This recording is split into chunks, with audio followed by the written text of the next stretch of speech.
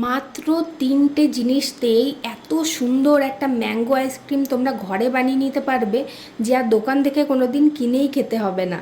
তো চলো ঝটপট শুরু করা যাক আজকের রেসিপিটা। প্রথমে আমি এখানে 1/2 লিটার মতন দুধ নিয়ে নিয়েছি। ফুল ফ্যাট মিল্ক এখানে আমি ইউজ করছি। 2 টেবিল চামচ দিয়ে দিয়েছি কাস্টার্ড পাউডার, 2 টেবিল চামচ এখানে দিয়ে দিয়েছি গুঁড়ো দুধ। এবার ভালো করে সমস্ত কিছু মিশিয়ে নেব। আর দুধটা রুম টেম্পারেচারেই ছিল আমার। তো ভালো করে মিশিয়ে নিয়ে এরপর আমি গ্যাসটা জ্বালিয়ে দিয়ে দুধটাকে ভালোভাবে ফুটিয়ে নেব যতক্ষণ না একদম গাঢ় হয়ে যাচ্ছে। যেহেতু কাস্টার্ড পাউডার দেওয়া আছে তাই খুব সহজে এটা গাঢ় হয়ে যাবে, বেশি টাইম লাগবে না। তোমাদের কাছে যদি কাস্টার্ড পাউডার না থাকে তোমরা সেখানে কর্নফ্লাওয়ারে কিন্তু এখানে অ্যাড করতে পারো।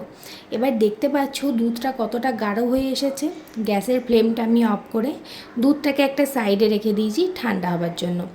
এখানে আমি নিয়ে নিয়েছি 2টো পাকা আম। তো মিষ্টি আম নেওয়ার এখানে চেষ্টা করবে, তাহলে ভালো লাগবে আরও বেশি।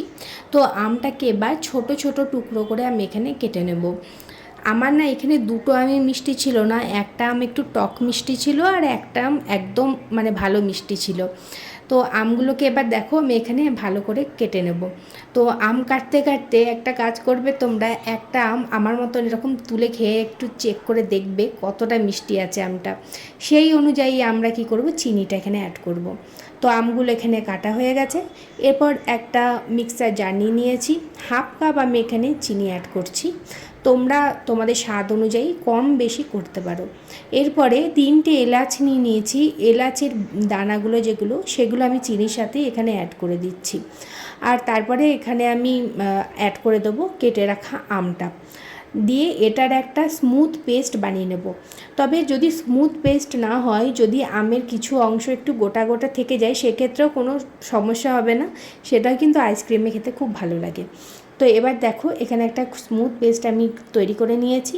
এবার কি করব, যে কাস্টার্ড মিল্কটা আমি সাইডে রেখেছিলাম ঠান্ডা হওয়ার জন্য, সেটাও আমি এখানে আমটার সঙ্গে অ্যাড করে দেবো। এবার সমস্ত কিছুকে একটু ভালোভাবে চামচে করে মিশিয়ে নিচ্ছি। মিশিয়ে নেওয়ার পর এটার না আবার একটা আমি পেস্ট বানিয়ে নেব। তাহলে এটা ভীষণ সুন্দর একটা ক্রিমি ক্রিমি একটা ব্যাপার আসবে এর মধ্যে। তো দেখতেই পাচ্ছ এখানে তোমরা, এটা একদম রেডি হয়ে গেছে। এবার একটা এয়ারটাইট এখানে কৌটো নেবে, যে কোনো কৌটো, প্লাস্টিক হোক বা কাচের হোক, এয়ারটাইট হলেই হবে। তো একটা কৌটোর মধ্যে আমি এখানে ব্যাটারটাকে ঢেলে নিচ্ছি। তো এটাকে সাইডে রেখে আমি এখানে কিছু ড্রাই ফ্রুটস দেবো। এটা তোমাদের যদি ইচ্ছা হয় দিতে পারো, না ইচ্ছা হলে নাও দিতে পারো। তবে কি বলো তো, যদি একটুখানি কাজু বা পেস্তা বাদাম বা আমন্ড যদি একটু অ্যাড করা যায় না, আইসক্রিমে খেতে খুব ভালো লাগে। সেই জন্য আমি এখানে কিছুটা ড্রাই ফ্রুটস এখানে অ্যাড করছি। তবে তোমরা যদি চাও প্লেন রাখতে, সেটাও রাখতে পারো। ওপর থেকে একটুখানি আমের কুচিও তোমরা চাইলে কিন্তু ছড়িয়ে দিতে পারো, সেটাও কিন্তু ভালো লাগে। এবার ভালো করে সমস্ত কিছু আমি মিশিয়ে নিয়েছি। মিশিয়ে নিয়ে এরকম করে একটুখানি ঝাঁকিয়ে নিতে হবে কৌটোটা।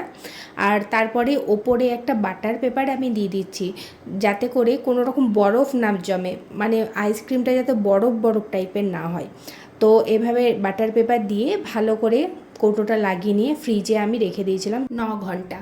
এরপর 9 ঘন্টা পর আমি এটাকে খুলে নিচ্ছি। তোমরা দেখতেই পাচ্ছ, পরে না আমি বাটার পেপারটা আবার এরকম গোল করে কেটে বসিয়ে দিয়েছিলাম ভালো করে। আমার মনে হলো যে এরকম গোল করে কেটে দিলে বেশি ভালো হবে, সেই কারণে। তো যাই হোক, এখানে একদম আমাদের আইসক্রিম রেডি হয়ে গেছে। আর আমি দেখো এখানে একটা হাতা নিয়েছি, হাতার সাহায্যে তুলে নিয়েছি। তোমরা দেখে বুঝতেই পারছো কতটা ক্রিমি হয়েছে আইসক্রিমটা, আর ভীষণ টেস্টি হয়েছিল খেতে। ভিডিও ভালো লাগলে লাইক কমেন্ট শেয়ার করতে ভুলবে না। আর আরও নতুন নতুন ভিডিও দেখতে চাইলে আমাকে ফলো করে পাশে থেকো।